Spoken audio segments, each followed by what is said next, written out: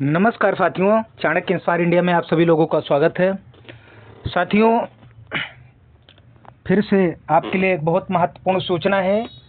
UP TGT Sanskrit विषय का नया सिलेबस जो है उत्तर प्रदेश शिक्षा सेवा चयन आयोग ने अपनी वेबसाइट पर आज अपलोड कर दिया है। साथ साथ पीजीटी का भी, मतलब सभी विषयों का। चूँकि अपना विषय संस्कृत है तो मैं संस्कृत विषय के पाठ्यक्रम, नए पाठ्यक्रम को लेकर आप सभी के समक्ष उपस्थित हुआ हूँ। ठीक है, तो घबराने की ज़रूरत नहीं है। कुछ टॉपिक्स जो है इसमें से निकाल दिए गए हैं, जैसे मेघदूत को हटा दिया गया है, नीति शतकम को इसमें से हटा दिया गया है। ठीक है, परंतु मेघदूत इत्यादि जो है पीजीटी में ले जाकर जोड़ दिया गया है। ठीक है, तो बहुत कुछ बड़ा परिवर्तन इसमें सिलेबस में नहीं हुआ है, इसलिए घबराने की आपको ज़रूरत नहीं है। ठीक है ना। दूसरी बात, जैसा कि आयोग के द्वारा यह बता दिया गया है कि जीएस के भी प्रश्न को टीजीटी और पीजीटी में सम्मिलित किया जाएगा। तो जैसे ही जीएस का सिलेबस जो है टीजीटी का आएगा, वैसे ही मैं उसको भी आपके समक्ष लेकर उपस्थित होऊंगा। तो आइए देखते हैं यूपी टीजीटी संस्कृत का नया सिलेबस क्या है। ठीक है, और एक और बहुत महत्वपूर्ण बात है जिसको ध्यान देने की ज़रूरत है। यदि आयोग ने नए पाठ्यक्रमों को अपनी वेबसाइट पर अपलोड कर दिया गया है, इसका मतलब पीछे से टीजीटी और पीजीटी की एक बम्पर वैकेंसी भी आयोग के द्वारा जल्द ही एडवर्टीज कर दी जाएगी, विज्ञप्ति आ जाएगी। और पूरी उम्मीद है कि दिसंबर से जनवरी तक उसको फाइनल कर दिया जाएगा, क्योंकि अगले वर्ष सरकार जो है चुनाव में जाने वाली है। जाने वाली क्या, जाएगी। तो जो एक सबसे बड़ी न्यूनता या सबसे बड़ी असफलता इस तरफ रह गई है, उस असफलता को भी वो सफलता में परिवर्तित करने का सरकार के द्वारा पूरा प्रयास किया जाएगा।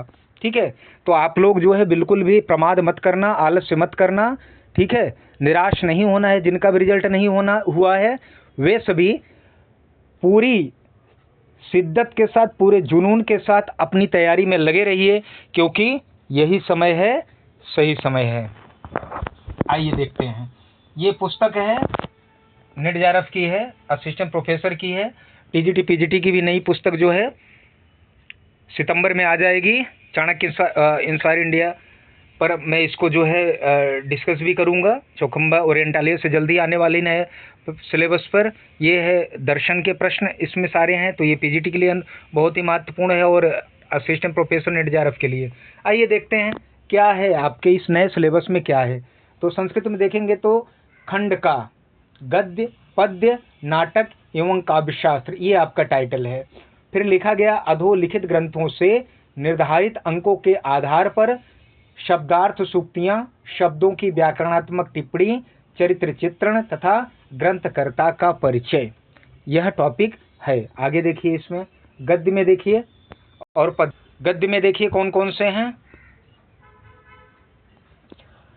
तो कादंबरी है, और कादंबरी जानते हैं बाणभट्ट द्वारा विरचित है, और इसमें एक शीर्षक है शुकनासोपदेश, जो कि बहुत महत्वपूर्ण है।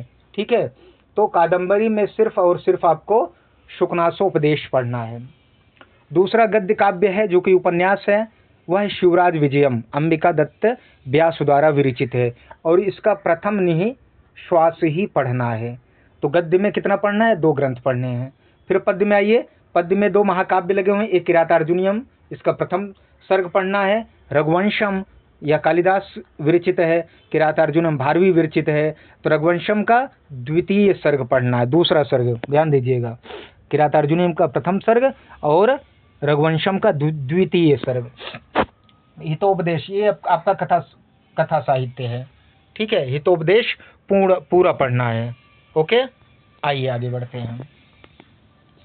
मतलब ये 4 खंडों में, पूरा सिलेबस आपका 4 खंडों में बटा हुआ है। मैंने पहले खंड की बात, खंड का में देखिए गद्य पद्य नाटक और काव्यशास्त्र है। ठीक है, आइए 2 हो गए। अब तीसरा है नाटक। नाटक में आपको 2 नाटक ग्रंथ पढ़ने, नाट्य ग्रंथ पढ़ने हैं। ये तो अभिज्ञान शाकुंतलम का चतुर्थंग, जो कि 7 अंकों में विभक्त अभिज्ञान शाकुंतलम है, और इसका सबसे महत्वपूर्ण, सबसे इंपॉर्टेंट जो अंक है वह चतुर्थ अंक है। ठीक है, आइए अगला देखते हैं, यह है उत्तरामचरितम, भवभूतिकृत है, इसका तृतीय अंक सबसे महत्वपूर्ण अंक है और तीसरा ही अंक पढ़ना है। तो अभिज्ञान शाकुंतलम में चौथा अंक सिर्फ पढ़ना है और उत्तरामचरितम का सिर्फ तीसरा अंक पढ़ना है। ठीक है, ये 2 नाटक लगे हुए हैं। अब खंड खा देखिए। ठीक है, आपने देखा गद्य पद्य और नाटक 3 उधर लगे खंड खा में। खंड खा में जो आपका काव्यशास्त्रीय ग्रंथ है वह है साहित्य दर्पण। ठीक है, क्या है? साहित्य दर्पण। आपने गद्य देखा, पद्य देखा और उसके बाद नाट्य ग्रंथ देखे और लास्ट में चौथा था आपका काव्यशास्त्र। काव्यशास्त्र में साहित्य दर्पण विश्वनाथकृत साहित्य दर्पण है। इसका 10 परिच्छेदों में विभक्त है। इसके प्रथम परिच्छेद को ही आपको पढ़ना है परीक्षा की दृष्टि से। आइए, सिलेबस में दिया है। अब आइए खंडगा देखिए। खंडगा में व्याकरण है। ठीक है ना, व्याकरण में देखिए किसके अनुसार पढ़ना है। व्याकरण में भी यह डिफाइन है कि किस पुस्तक के आधार पर इन व्याकरण को पढ़ना है, संस्कृत व्याकरण को पढ़ना है। तो बाबूराम सक्सेना हैं, उनके द्वारा एक पुस्तक लिखी गई जिसका नाम है संस्कृत व्याकरण प्रवेशिका। क्या? संस्कृत व्याकरण प्रवेशिका। इसी के आधार पर आपको व्याकरण को पढ़ना है, तैयार करना है। तो आइए देखते हैं इसमें कौन कौन से टॉपिक लगे हैं, इसके आधार पर क्या पढ़ना है। पहला संधि, सभी संधियाँ पढ़नी है, पूरा समास पढ़ना है, कारक पढ़ना है, प्रत्याहार का परिचय। ठीक है, ये 4 टॉपिक आपको यहाँ से पढ़ने हैं। ठीक है, फिर और कौन से टॉपिक में शब्द रूप है। शब्द रूप में अकारांत, इकारांत, उकारांत, ऋकारांत, ये 4 आप यहाँ देखिए, अकारांत, इकारांत, उकारांत और ऋकारांत। और यह तीनों लिंगों में इनके रूप पढ़ने हैं। अकारांत के भी पुल्लिंग, स्त्रीलिंग और नपुंसक लिंग में पढ़ने हैं, मतलब तैयार करने हैं रूप। और इकारांत के भी पुल्लिंग, स्त्रीलिंग और नपुंसक लिंग। इसी प्रकार उकारांत में पुल्लिंग, स्त्रीलिंग, नपुंसक लिंग। ठीक है, ऋकारांत में भी पुल्लिंग, स्त्रीलिंग और नपुंसक लिंग। इन शब्दों का रूप आपको तैयार करना है। शब्द रूप के बाद धातु रूप आएगा। आइए, हाँ, सर्वनाम शब्दों के भी कुछ रूप हैं। यहाँ देखिए, सर्वनाम शब्द रूप हैं और संख्यावाचक शब्द रूप आपको देखेंगे। तो सर्वनाम में देखिए, सर्व, यत, किम, युष्मद, इदम, अस्मद, इनके तीनों लिंगों के रूप। फिर 1 से 100 तक की संख्याओं का संस्कृत शब्दों का ज्ञान, मतलब इसके शब्द रूप आपको याद करने हैं, तैयार करने हैं। फिर धातु में देखिए, भू, गम, पठ, पा, लब, हन, 6 धातु हो गई। ठीक है, आगे देखिए, लब के बाद दुह, दा, भी, दिव, जन, तुद, 12 धातुएं। ठीक है, और 4 इधर, 16 टोटल धातु रूप आपको तैयार करना है। इधर फिर रथ है, पक्ष है, ब्रू है और चुर है। अब इनके भी 10 लकारों में इनके रूप नहीं तैयार करने हैं, ध्यान रखिएगा। सिर्फ और सिर्फ 5 लकारों में, किसमें? लट, लोट, रिट, लंग और विधिलिंग। लट, लोट, रिट, लंग और विधिलिंग, इन्हीं 5 लकारों में इन 16 धातुओं के रूप आपको तैयार करने हैं। ठीक है, आइए खंड घा, इसका अंतिम खंड। 4 खंडों मैंने बताया, का, खा, गा, घा। खंड घा में देखिए, संस्कृत सुभाषित सूक्तियों का परिज्ञान। ठीक है, उसके बाद वाच्य परिवर्तन, कर्तृवाच्य, कर्मवाच्य, भाववाच्य, जो ये तीनों वाच्य हैं, इन वाच्यों के परिवर्तन से संबंधित प्रश्न पूछे जाएंगे परीक्षा में। उसके बाद अशुद्धि परिमार्जन। ओके, फिर है इसी खंड में अगला जो टॉपिक है वह है प्रशिक्षणात्मक संस्कृत प्रशिक्षण की दृष्टि से व्याकरण अनुवाद। आपको ट्रांसलेशन आएगा, पद्य आदि की पाठ्य विधियों का सामान्य परिचय। ठीक है, ये इत्यादि प्रश्न, मतलब ये इस टॉपिक से आपके प्रश्न पूछे जाएंगे। ठीक है, तो ये नया सिलेबस आ गया है।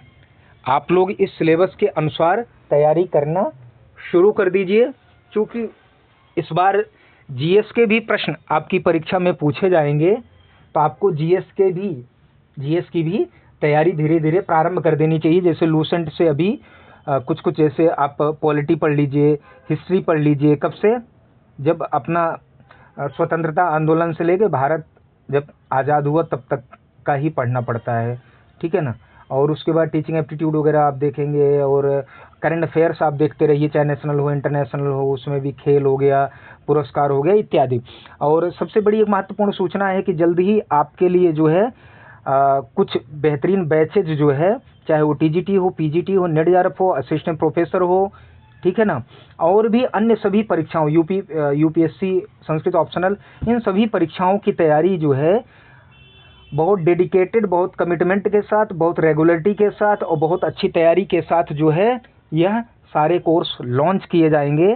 तो और बहुत ही मार्जिनल चार्जेस के साथ, फी बहुत कम होगी, ठीक है। और इसमें भी आप कहते नहीं, लाइव क्लास होगी, रिकॉर्डेड क्लास होगी, टेस्ट सीरीज होगा, मॉडल पेपर होगा, ठीक है ना, वीकली टेस्ट होगा और स्पेशल कहते नहीं गाइडेंस आपको मिलेगा। और आपकी क्या रणनीति होनी चाहिए, इन समस्त विषयों पर जो है गंभीरता पूर्वक और विस्तार से चर्चा की जाएगी। तैयारी की एक संक्षिप्त रणनीति देख सकते हैं, मैं अलग से भी इसका वीडियो बनाऊंगा, परंतु यहाँ देख सकते हैं व्याकरण का नियमित, जो व्याकरण का टॉपिक लगा है उसको नियमित रूप से पढ़िए, उसके सूत्रों को याद करिए, उसका अभ्यास करिए। महत्वपूर्ण साहित्यिक ग्रंथों का निरंतर कहते हैं लाइन टू लाइन उसको पढ़िए, उसके शब्दार्थ को देखिए, उसकी टिप्पणियों को देखिए, व्याकरणात्मक टिप्पणियों को देखिए, जितनी भी चीज़ें हैं सब उसका देखिए। फिर PYQ पिछले वर्षों के प्रश्न पत्रों का अभ्यास करिए, मॉक टेस्ट करिए और समय के साथ करिए, और टेस्ट सीरीज भी सॉल्व करिए। और बहुत बेहतरीन एक टेस्ट सीरीज का प्लेटफॉर्म जो है आपको अक्टूबर में लॉन्च किया जाएगा, और बहुत ही कम चार्जेज में और बेहतरीन, मतलब आप देखोगे तो आपको लगेगा कि मतलब इस प्रकार के टेस्ट सीरीज आज तक हमने देखी ही नहीं, हमने मतलब आप सबने देखा ही नहीं होगा। जो प्रश्न सॉल्व करेंगे, प्रश्न एक बहुत ही स्टैंडर्ड रूप में होगा, उसके बाद उसका एक्सप्लेनेशन भी होगा, ठीक है ना। इन सारी चीज़ों को जो है हम लोग ध्यान रखते हुए टेस्ट सीरीज आपका प्रारंभ करेंगे। और उसके लिए प्रश्न पत्रों कहते नहीं तैयारी हो रही है कि किस प्रकार के प्रश्न आपकी परीक्षा से संबंधित हो और जो कि बहुत महत्वपूर्ण हो, जिनसे प्रश्न पूछा ही पूछा जाए, ठीक है ना। सटीक और व्यवस्थित नोट्स तैयार करें, मतलब पढ़ते समय। और बुक जो आने वाली है उसको आप ले लीजिएगा, ठीक है ना। मान के चलिए कि सितंबर लास्ट, अक्टूबर फर्स्ट में आ जाएगा, तो मतलब नवरात्र में ही टीजीटी और पीजीटी दोनों पुस्तक जो है हम लोग निकाल देंगे, मार्केट में आ जाएगी चौखंबा और इटालिया से। तो यह प्रयास आपको अच्छा लगा हो तो चाणक्य इंस्पायर इंडिया के इस अपने प्यारे से चैनल को लाइक करिए, शेयर करिए, सब्सक्राइब करिए। और जो भी आपकी क्वेरी हो, जो जिज्ञासा हो, जो प्रश्न हो, वह हमें डायरेक्ट जो है फ़ोन भी कर सकते हैं, ठीक है ना। वेबसाइट भी अपनी है, या आप जो है कमेंट बॉक्स में सीधे जाकर मैसेज करिए और आपको सभी को इसका उत्तर बहुत ही जल्दी दिया जाएगा। तो मिलते हैं एक नए विषय के साथ, तब तक के लिए आप सबका बहुत बहुत धन्यवाद।